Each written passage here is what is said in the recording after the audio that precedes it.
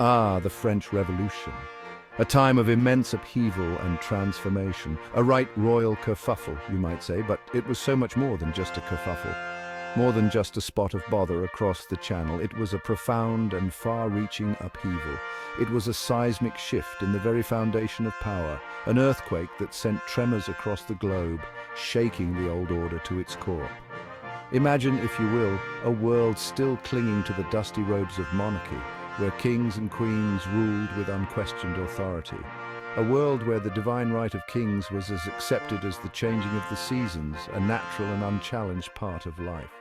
Now picture this, a group of ordinary people, armed with nothing but their ideals and a good deal of righteous anger, rise up to challenge this ancient order. They were driven by a vision of a fairer, more just society. This, my friends, is the essence of the French Revolution. It was a movement that sought to redefine the very nature of governance and society. It's a tale of courage and chaos, of idealism and bloodshed, of the intoxicating allure of liberty and the terrible price it can demand. The guillotine became a symbol of both justice and terror. It's a story that continues to resonate, to inspire and to warn even today. The echoes of the French Revolution can be seen in modern movements for freedom and equality. So buckle your seatbelts, ladies and gents, and prepare to be whisked back to the tumultuous world of late 18th century France. A world where the streets of Paris were alive with the fervour of change. For here, amidst the powdered wigs and silken gowns, amidst the whispers of discontent and the rumble of revolution, a new chapter in human history is about to be written. The old world was crumbling, and a new one was being born, forged in the fires of revolution and the dreams of a better future. Picture this France, in the late 1700s, a nation of contrasts, where the bustling streets of Paris were filled with both the laughter of the wealthy and the cries of the destitute. The air was thick with the scent of freshly baked bread, but for many it was a luxury they could scarcely afford. A country of dazzling wealth and crushing poverty, the aristocracy flaunted their riches in grandiose balls and opulent feasts, while the common folk toiled endlessly, their hands calloused and their spirits weary. Of glittering palaces and squalid slums, the grandeur of the royal palace at Versailles stood in stark contrast to the dilapidated homes of the peasants, a symbol of the vast divide that plagued the nation. At the top, King Louis XVI and his queen, Marie Antoinette, living in opulent splendor at Versailles, seemingly oblivious to the growing discontent brewing beneath the surface. Their days were filled with lavish banquets, extravagant parties, and the finest luxuries money could buy, while the cries of the hungry and the oppressed went unheard. But beneath this gilded facade, France was a nation teetering on the brink of collapse. The streets of Paris were filled with whispers of revolution, and the air was thick with tension. The people were growing restless, their patience wearing thin as they struggled to make ends meet. Decades of extravagant spending on wars and luxuries had left the royal treasury drier than a Jacob Rees-Mogg joke. The coffers were empty, and the weight of debt hung heavy over the nation. The king's advisors scrambled to find solutions, but their efforts were too little, too late. To make matters worse, a series of bad harvests had sent food prices soaring, leaving the poorest segments of society struggling to survive. The once fertile fields now lay barren, and the people faced the harsh reality of famine. Bread, the staple of their diet, became a rare and precious commodity. The French tax system, as convoluted as a Monty Python sketch, only added fuel to the fire. The burden of taxation fell disproportionately on the shoulders of the peasantry and the emerging middle class, while the nobility and clergy enjoyed exemptions and privileges. The system was riddled with corruption and inefficiency, leaving the common folk to bear the brunt of the financial strain. The nobility and clergy, the wealthiest segments of society, enjoyed exemptions and privileges, leaving the burden of taxation to fall squarely on the shoulders of the peasantry and the emerging middle class. The disparity in wealth and power was glaring, and the people grew increasingly resentful of the injustices they faced. Something, you might say, had to give, and give it did. The people's frustration reached a boiling point, and the spark of revolution was ignited. The storming of the Bastille became a symbol of their defiance, a rallying cry for those who sought to overthrow the oppressive regime. In 1789, with the country on the verge of bankruptcy, Louis XVI was forced to summon a meeting of the Estates General. a representative assembly that hadn't met for over 175 years. The king hoped to find a solution to the financial crisis, but the meeting quickly devolved into a heated debate over the future of the nation. Little did he know, this seemingly desperate attempt to salvage the monarchy would instead set the stage for its dramatic downfall. The seeds of revolution had been sown, and the people were ready to fight for their rights and their freedom. The French Revolution had begun, and the world would never be the same again.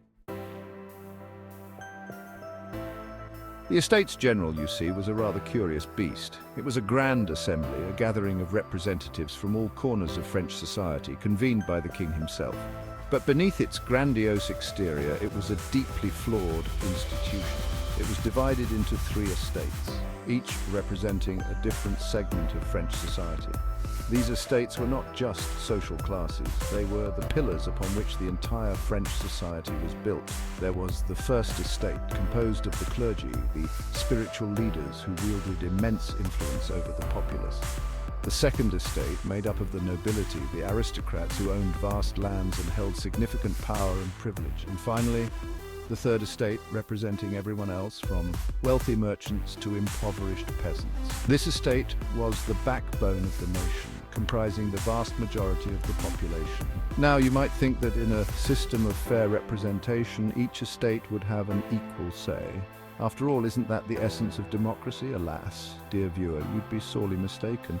The reality was far from fair. The voting system was rigged, you see, like a particularly bent game of jeu sans frontières. Each estate had one vote, regardless of its size or the number of people it represented. Both the First and Second Estates, representing a tiny fraction of the population, could easily outvote the Third Estate, which represented the overwhelming majority of the French people. This imbalance was a source of great frustration and resentment.